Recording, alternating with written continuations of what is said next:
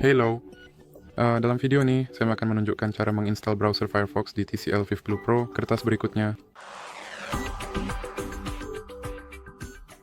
Ya, jadi kita harus mulai dengan membuka Google Play Store Anda, lalu klik pada bilah pencarian dan ketik Firefox. Sekarang juga tekan tombol cari, dan kemudian klik install.